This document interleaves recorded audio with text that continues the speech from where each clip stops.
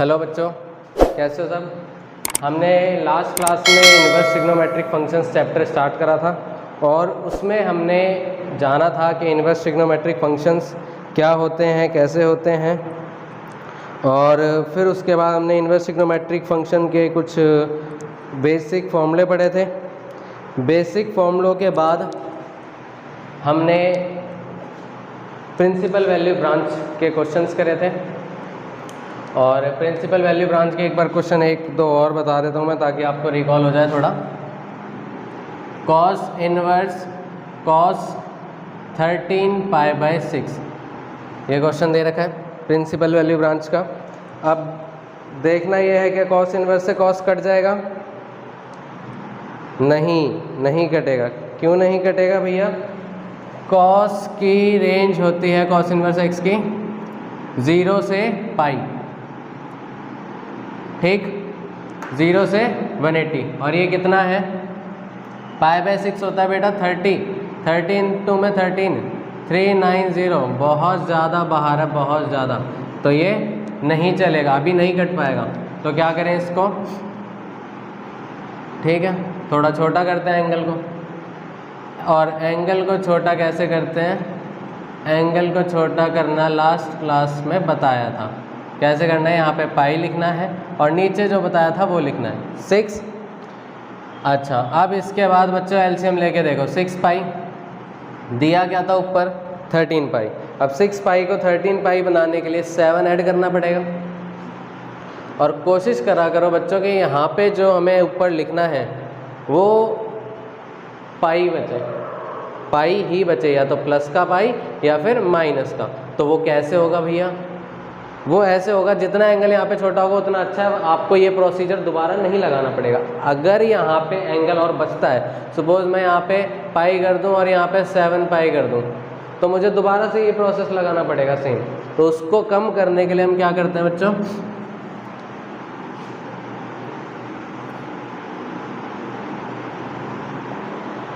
लग रहा होगा आवाज़ चली।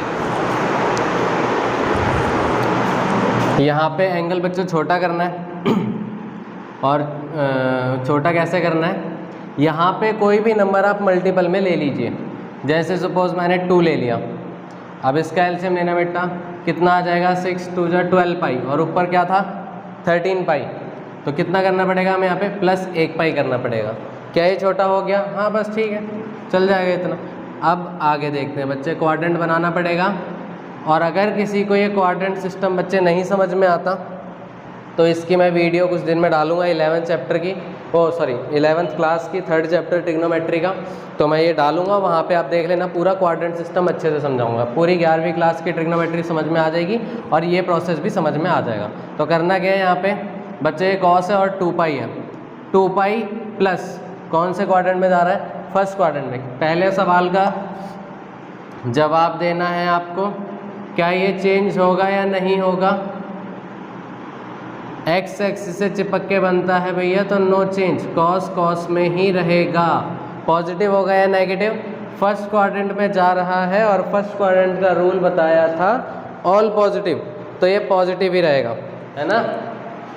ये रहेगा पॉजिटिव। पॉजिटिव को साइन को नहीं लगाते हैं। कॉस इनवर्स से कॉस कट जाए, कितना बचा बच्चों? π/6। ये हो गया इसका सॉल्यूशन। बस अब इसको मिटाते हैं हम। अब हमें अगली चीज़ पढ़नी है बच्चों, सिंपलेस्ट फॉर्म। और सिंपलेस्ट फॉर्म जो है वो इस चैप्टर में इस बार नहीं आ रही, वो आएगी हमारे काम बच्चों कैलकुलस में। डेरिवेटिव और इंटीग्रेशन में सिंपलेस्ट फॉर्म का बहुत ज़्यादा इस्तेमाल है, इसलिए वो करना हमारे लिए नेसेसरी है। तो इस चैप्टर में लेकिन ध्यान रखना है, इस चैप्टर में सिंपलेस्ट फॉर्म नहीं आ रही है। आपका जो चैप्टर था वो यहीं तक था। इसके बाद कुछ फॉर्मूलेस हैं जो शायद मैंने नहीं बताए, ध्यान आ रहा है, अभी बता देते हैं आपको। Sign inverse x plus cos inverse x, ये वहीं पे लिख लेना बच्चों, जो फॉर्मूले का पेज हमने बनाया था। π/2 tan inverse x plus sec inverse x बराबर π/2 और 3 सेक इनवर्स यहाँ पे आएगा बच्चों tan इनवर्स है संगत का असर पड़ रहा है थोड़ा थोड़ा। Cot inverse x is equals to pi by 2। Third, sec inverse x plus cosec inverse x is equals to pi by 2। अच्छा बच्चों, एक दिक्कत और है, कई बार आपके मन में सवाल चलता होगा, नहीं चलता होगा तो देखा होगा आपने आसपास बच्चे का थोड़े दिमाग में चलता है कि इनके साइड में बेटा कंडीशंस दे रखी होती हैं बहुत सारी। हर फॉर्मूले में, पिछली क्लास में भी हमने जो फॉर्मूले पढ़े थे सबके बीच में कंडीशंस दे रखी थी। तो वो क्या याद, हमें याद करनी है क्या? बच्चे एक बात बताओ, फॉर्मूले तो हमसे याद होते नहीं होते ना, बड़ी मुश्किल से कर भी लिए तो अब ये कंडीशंस भी याद रखें छोटी नहीं, तो वो मत करो, नहीं तो अपना भी भूल जाओगे नाम पता। इतना ही बहुत है, फॉर्मूले मेन है और वो जो है कंडीशंस वगैरह वो ज़्यादा कहीं अप्लाई होती ही नहीं है। 12th में तो बिल्कुल भी नहीं होती अप्लाई बच्चों कंडीशन, तो वो याद करने की ज़रूरत नहीं है। फॉर्मूले सिर्फ हमें याद करने हैं, वो कर लीजिएगा, ठीक है। अच्छा, असाइनमेंट में इसके बेस पे क्वेश्चन भी दे रखे हैं कुछ। क्वेश्चन कुछ कैसे हैं मैं बता देता हूँ एक आध। Sine inverse x plus sec inverse 1/x, बताओ इसकी वैल्यू क्या होगी? बच्चों लास्ट क्लास में हमने फॉर्मूला पढ़ा था, एंगल का रेसिप्रोकल करना है और बाहर नाम चेंज हो जाएगा। सेक का उल्टा क्या होता है? कॉस, तो ये आ जाएगा कॉस इनवर्स एक्स और ये बन गया ऊपर वाला पहला फॉर्मूला, तो ये कितना आ जाएगा बच्चों? साइन, और ये बन गया हमारा pi by 2। Sine pi by 2 यानी साइन 90 कितना होता है? 1। आ गया समझ में? अब अगला क्वेश्चन देख लेते हैं, कहाँ पे करवाते हैं, यहाँ पे दिख रहा है क्या? यहाँ पे दिख रहा है तो ठीक है। अगला क्वेश्चन देखना बच्चों, 10 नहीं लेते, 10 90 नॉट डिफाइंड हो जाता है। कॉस ले लेते हैं बच्चों, कॉस, सिर्फ कॉस, अंदर आ जाएगा tan इनवर्स a प्लस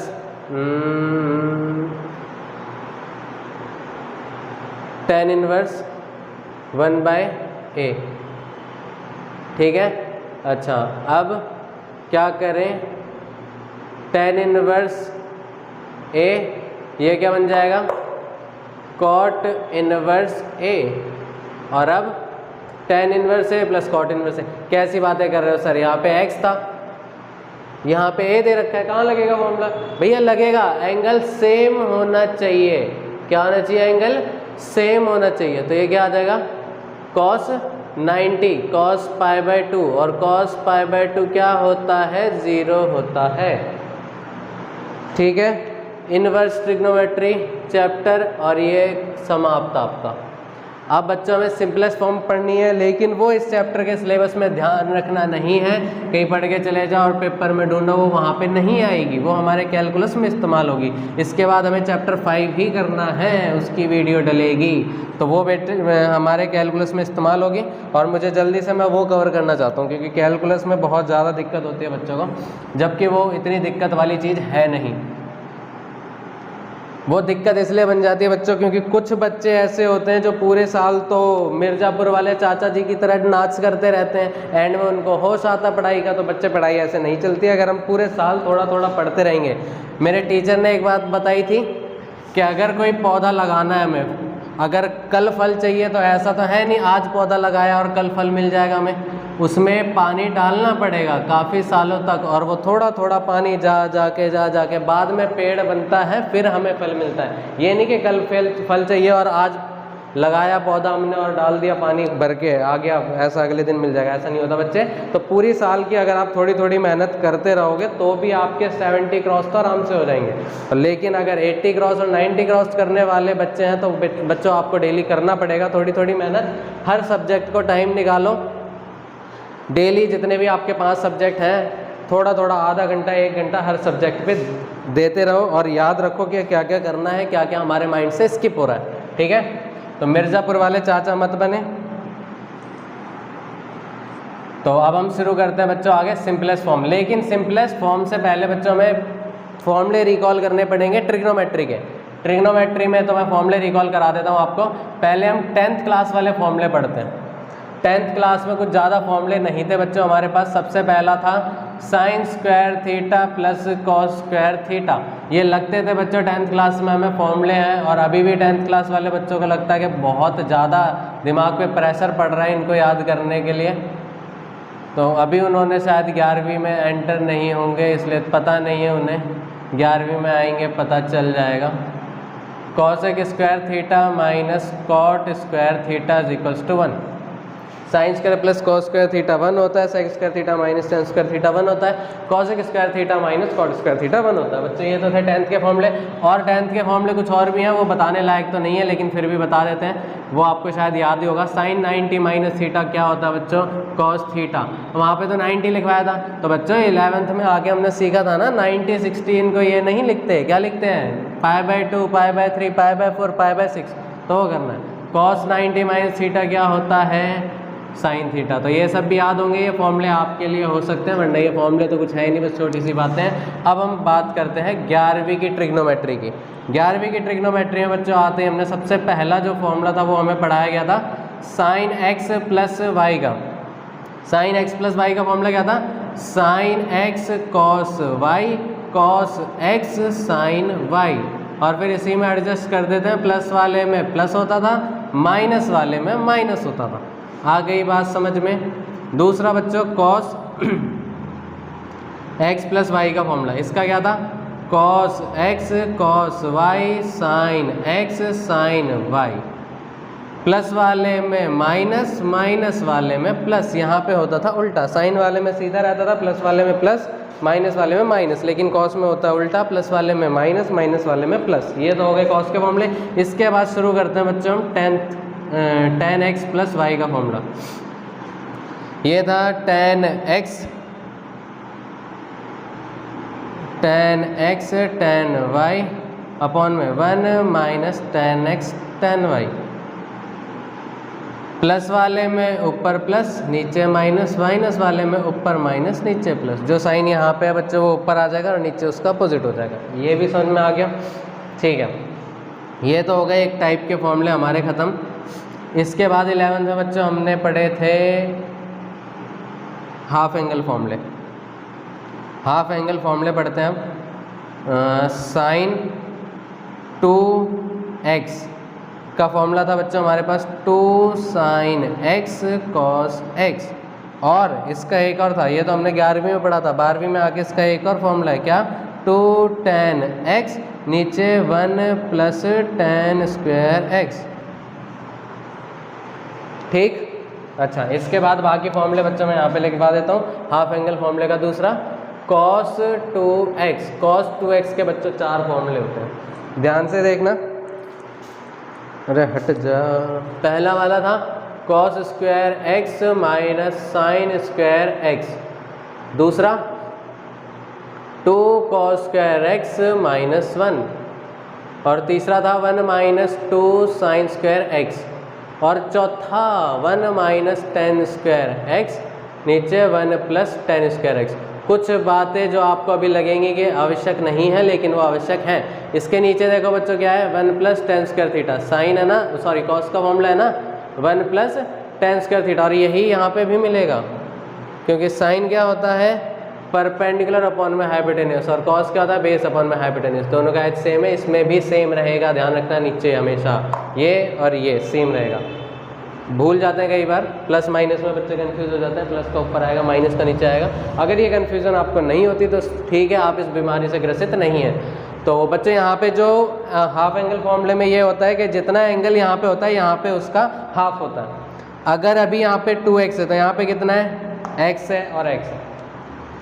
यहाँ पे अगर 10x होता तो बच्चे यहाँ पे हम कितना लिखते हैं, 5x।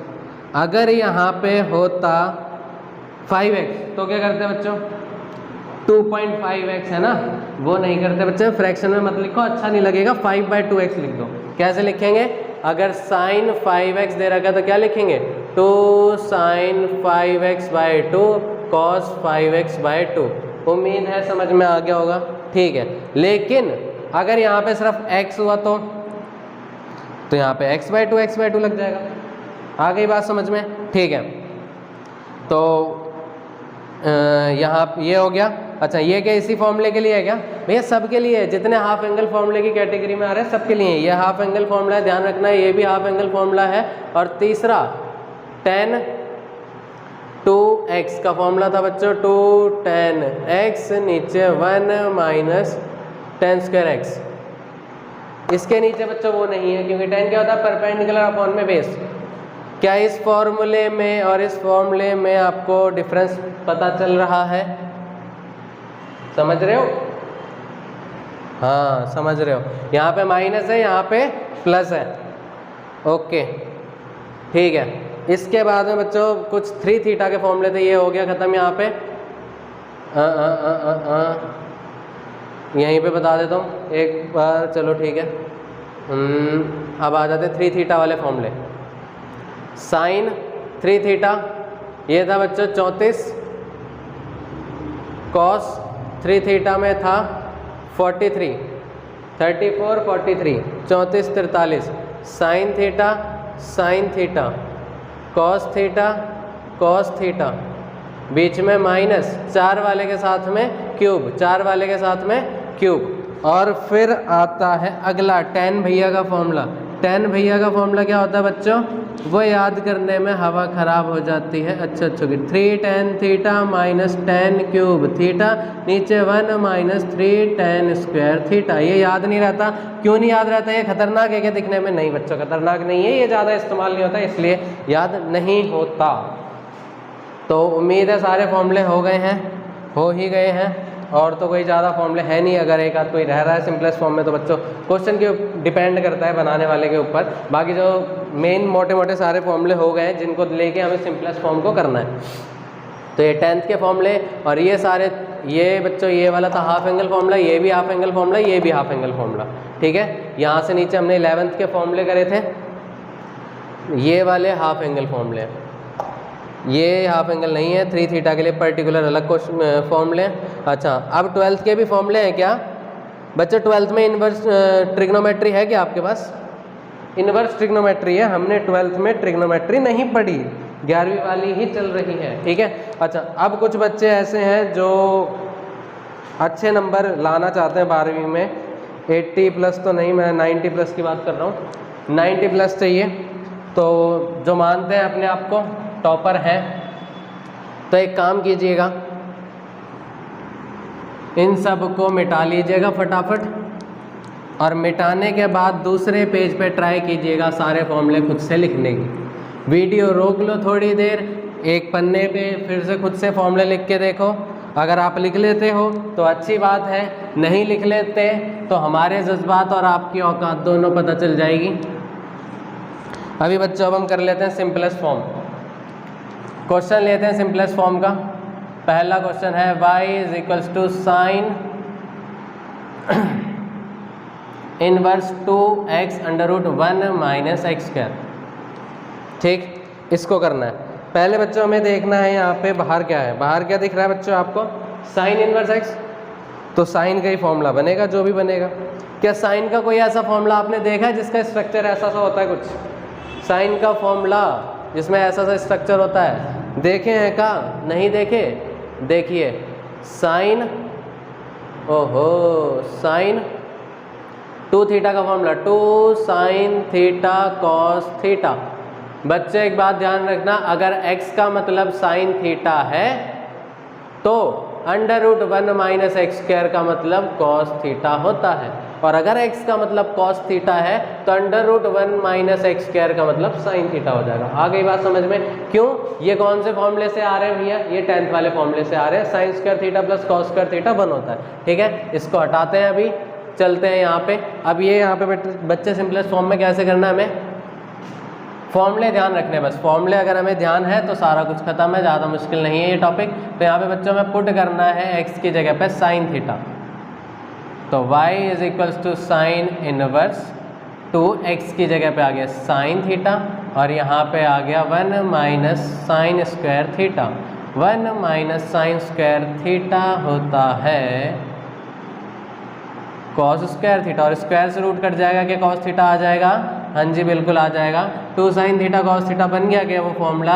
हाँ जी बन गया। तो कर दें साइन 2 थीटा, और साइन इनवर्स से साइन कट गया, क्या बच गया बच्चों 2 थीटा। थीटा की वैल्यू यहाँ से निकलेगी, अगर x is equals to sine theta है तो साइन उधर जाके क्या बन जाएगा बच्चों sine inverse x is equals to theta. ये हमने इनवर्स ट्रिग्नोमेट्री चैप्टर जब स्टार्ट करा था तभी पढ़ा था। अगर y is equals to sine x trigonometric function है तो साइन को बस यहाँ पे लेके आना है, sine inverse y is equals to x, ये बन गया इनवर्स ट्रिग्नोमेट्रिक फंक्शन।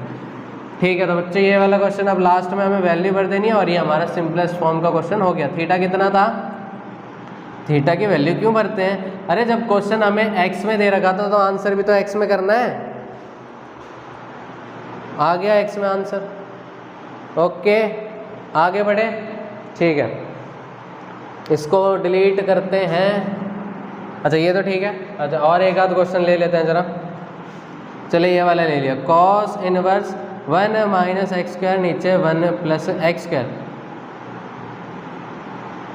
क्या आपको पता चल रहा है इसमें कौन सा फॉर्मूला लगेगा, बाहर क्या है कॉस इनवर्स, तो कॉस का ही फॉर्मूला लगेगा। क्या कोई ऐसा फॉर्मूला है क्या जिसमें कॉस का ऐसा स्ट्रक्चर है, कॉस के फॉर्मूले का ऐसा स्ट्रक्चर वाला, हाँ जी है ना, कौन सा, कॉस टू थीटा का, ये 1 माइनस टेन स्क्वायर है थीटा और 1 प्लस टेन स्क्वायर थीटा।